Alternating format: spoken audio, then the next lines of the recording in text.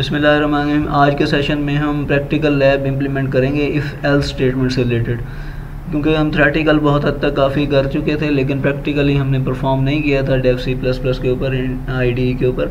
तो इसको हम अप्लाई करने की कोशिश करेंगे और चेक करेंगे कि किस तरह से हमारा इफ़ एल्स स्ट्रक्चर जो है वो इफ़ स्टेटमेंट से बेटर है और हमारे पास प्रोग्रामिंग इम्प्लीमेंटेशन होती कैसे है। तो मैंने एग्जांपल के तौर पर ये दो प्रोग्राम आपके सामने पेश किए हैं। इफ़ एल्स स्टेटमेंट में दरअसल क्या है, write a program that input a number and check a number is even and odd using if else statement. तो एक सिंपल सा कॉमन सा प्रोग्राम है, काफ़ी हद तक प्रोग्रामिंग में या बेसिक प्रोग्रामिंग में स्टूडेंट्स को कराया जाता है कि इवन ऑड आपने चेक करना है इफ़ एल्स से, कि आने वाला नंबर हमारा या इनपुट होने वाला नंबर इवन है या ऑड है। तो इवन एंड ऑड से हमें इसका बखूबी आइडिया है कि इवन किसे कहते हैं, ऑड किसे कहते हैं। ऐसा नंबर जो 2 पर पूरा पूरा तकसीम हो, जिसका रिमाइंडर 0 बचे तो वो इवन कहलाता है, और जिसका रिमाइंडर 0 ना बचे तो वो हमारा ऑड कहलाता है। ये भी, इससे हम भी वाकिफ़ हैं। और दूसरा प्रोग्राम एक रियल एक्सरसाइज, प्रैक्टिकल एक्सरसाइज से होगा कि हम सैलरी और ग्रेड को कैलकुलेट करना चाह रहे हैं। Write a program that input salary and grade if it add 50% bonus if the grade is greater than 15 and add 25% bonus if the grade is 15 and less, display the total salary। यानी दो criterias हैं हमारे पास, greater than 15 grade वाले employers जिनकी salary जो है अगर हमारे पास दी हुई है उसको हमने बोनस देना है 50% का, क्यों, ग्रेटर देन 15 वालों को। और 25% बोनस देना है किन को, जिनका ग्रेड 15 होगा या उससे कम होगा। तो फिर उसके बाद हम उन्हें टोटल सैलरी कैलकुलेट करके देंगे, क्योंकि सैलरी जो है वो हमेशा और भी इंग्रेडिएंट्स शामिल होते हैं, तो वो इसीलिए उनमें ये इंग्रेडिएंट्स जो ग्रेड वाला बोनस है वो भी शामिल किया जाएगा, तो फिर टोटल कैलकुलेट की जाएगी। तो इसको भी हम इम्प्लीमेंट करते हैं। तो चलते हैं हम अपने Dev C plus plus compiler की जानिब, ताकि वहाँ अप्लाई कर सकें। तो मैं इधर से एक प्रोग्राम सोर्स फाइल अटैच करूँगा, लूँगा, और इधर मैं इसके ऊपर जैसे कि मैंने कहा था पहले भी कि आपको उस प्रोग्राम की स्टेटमेंट यहाँ दी होनी चाहिए ताकि आप उसको इस्तेमाल में ला सकें, उसके लॉजिक को इम्प्लीमेंट कर सकें। अब प्रोग्राम जैसे ही मैं पुट करता हूँ ये मुझे एज ए कंपाइलर एरर देगा, क्योंकि ये सिंटैक्स एरर कहलाएगा। अब मैं इससे बचना भी चाहता हूँ कि ये सिंटैक्स एरर ना हो, बल्कि ये एक कमिट के तौर पर हो, सिर्फ गाइडलाइन हो डेवलपर के लिए और व्यूअर्स के लिए, ताकि वो प्रोग्राम की कंपाइलेशन का हिस्सा ना बने। तो मैंने उसका क्या किया, कमिट्स कर दिया। कमिट करने से ये है कि वो प्रोग्राम का हिस्सा तो नहीं बनेगा लेकिन डेवलपर को गाइडलाइन मिल जाएगी कि आप क्या करना चाह रहे हैं, क्या इम्प्लीमेंट करना चाह रहे हैं, लॉजिक क्या है ऊपर। तो इसको दोबारा से इसलिए मैंने कमिट किया, और कमिट करने के बाद मैं कोड स्टार्ट करता हूँ। तो इंक्लूड हमारे पास IO स्ट्रीम, ठीक है। उसके बाद हमारे पास कौन IO.h,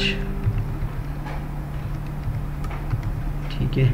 उसके बाद हमारे पास using namespace std semicolon और इंट मेन, और इस तरह से फिर हमारे पास इसके करली ब्रैकेट का सेट।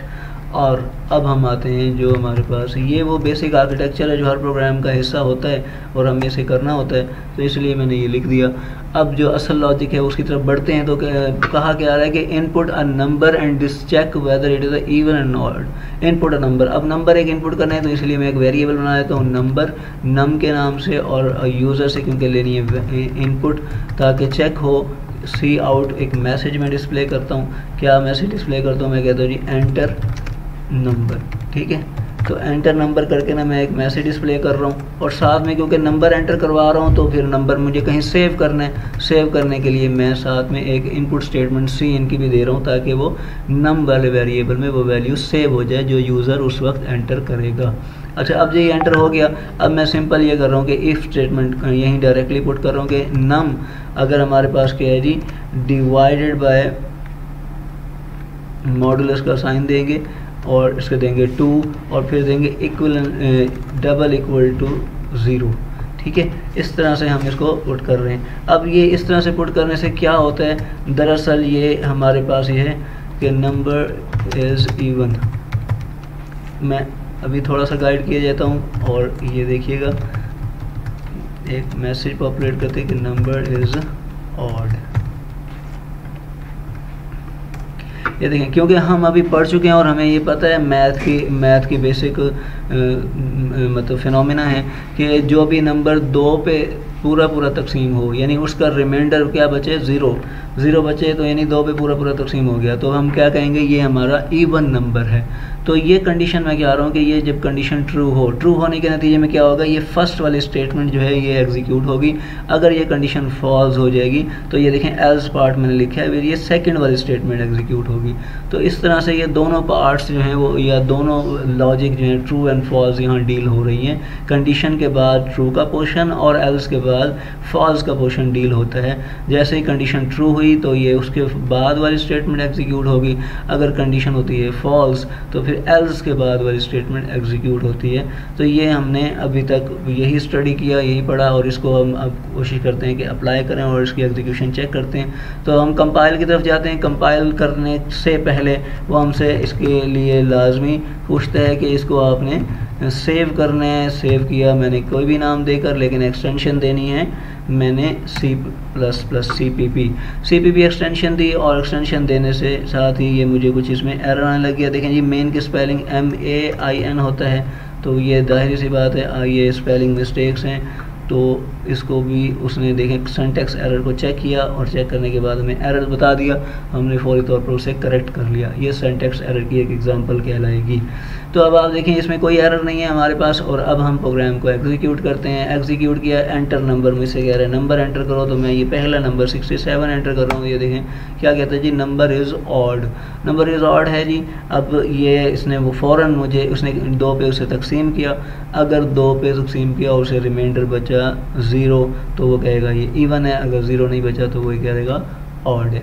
ठीक है, अब दोबारा से इसको चला के देख लें और थोड़ी डिफरेंट आउटपुट दें, इनपुट दें। सॉरी, मैं इनपुट दे रहा हूँ जी इस वक्त 67 की बजाय 68।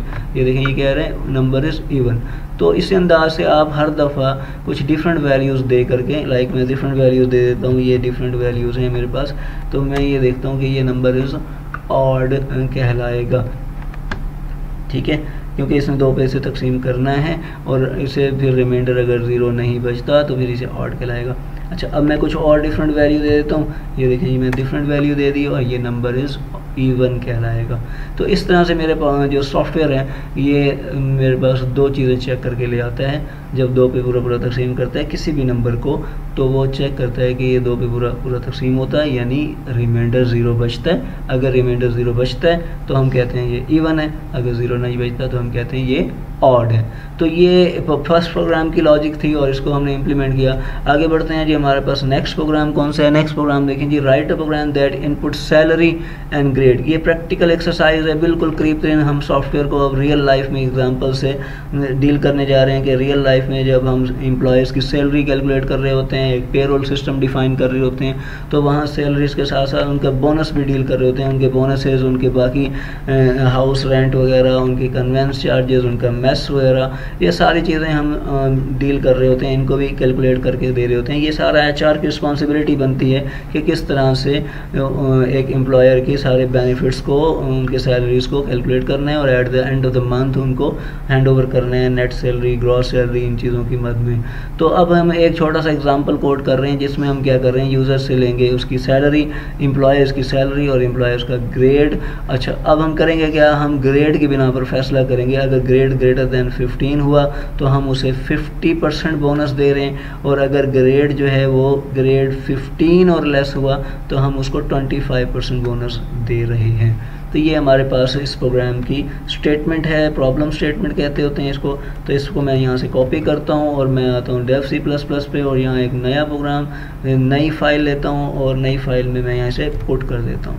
ठीक है, क्योंकि ये मल्टीपल लाइन का है तो अब मुझे मल्टीपल लाइन्स का जो है वो करना है। तो कैसे करूँ जी, मैं इसके लिए जैसे मैंने कहा कि अगर मल्टीपल लाइन की आपके पास कुछ स्टेटमेंट हो और उसको आपने डिस्प्ले करानी हो तो आपके पास कमेंट जो है इस अंदाज से दिया जाता है कि मल्टीपल लाइन कमेंट्स यूज़ किया जाता है, बैकस्लैश, स्टेरिक और फिर आपके पास स्टेरिक और फिर बैकस्लैश यूज़ करते हैं ताकि ये मल्टीपल लाइन का कमेंट्स आपकी कंपाइलेशन का हिस्सा ना बने, आपके कोड एग्जीक्यूशन में डिस्टर्बेंस क्रिएट ना करे।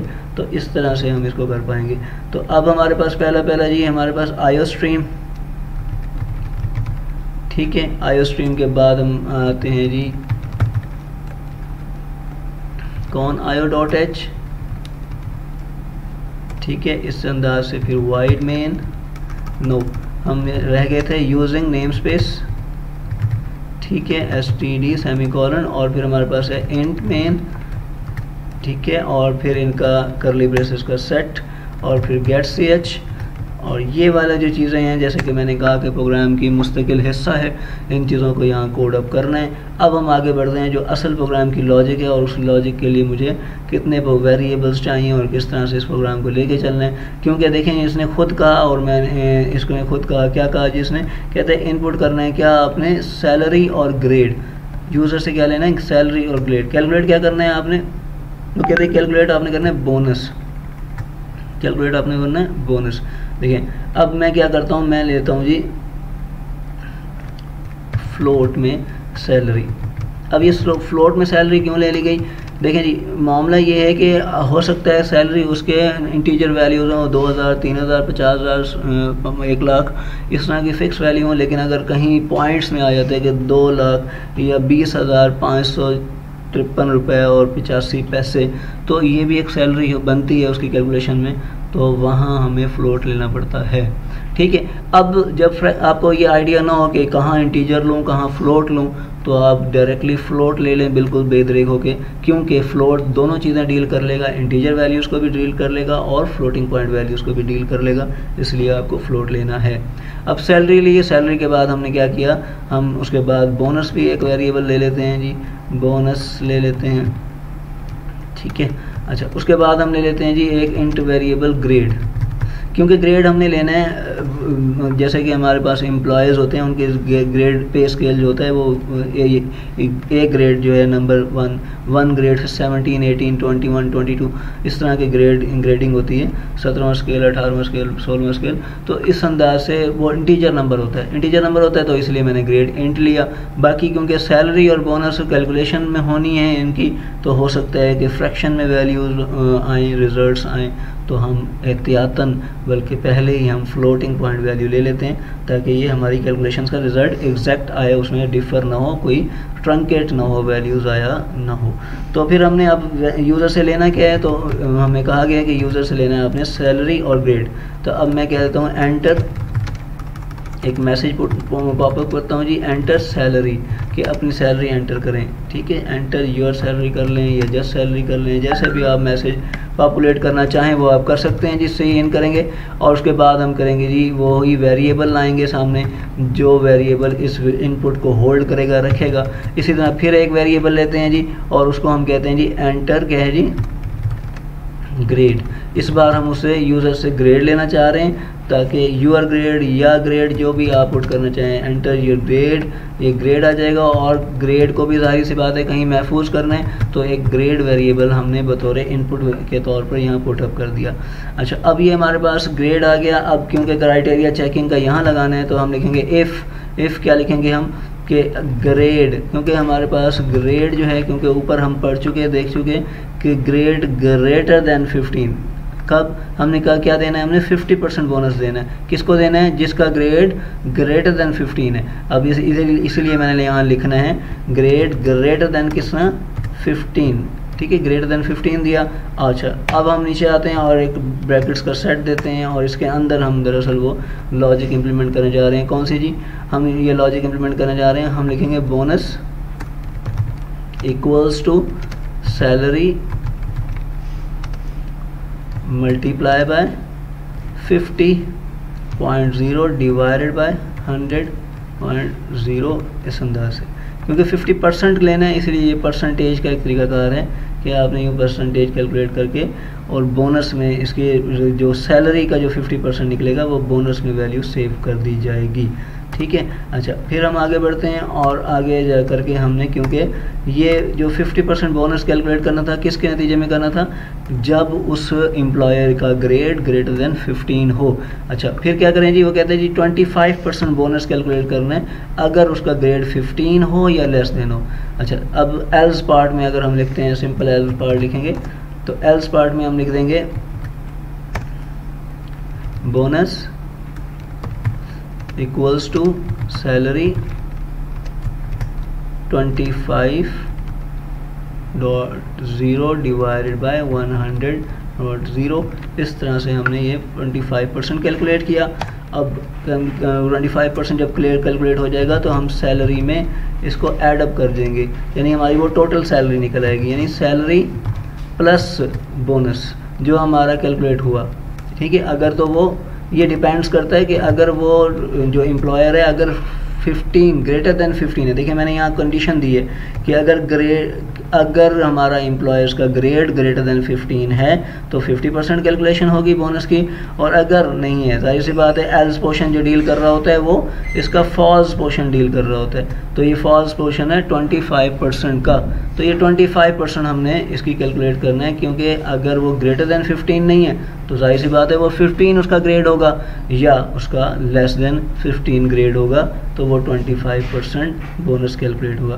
कैलकुलेट होने के बाद फिर ये जो है बोनस को हमने सैलरी के साथ ऐड अप करना है, क्योंकि हमसे कहा गया है कि आपने टोटल सैलरी डिस्प्ले करनी है।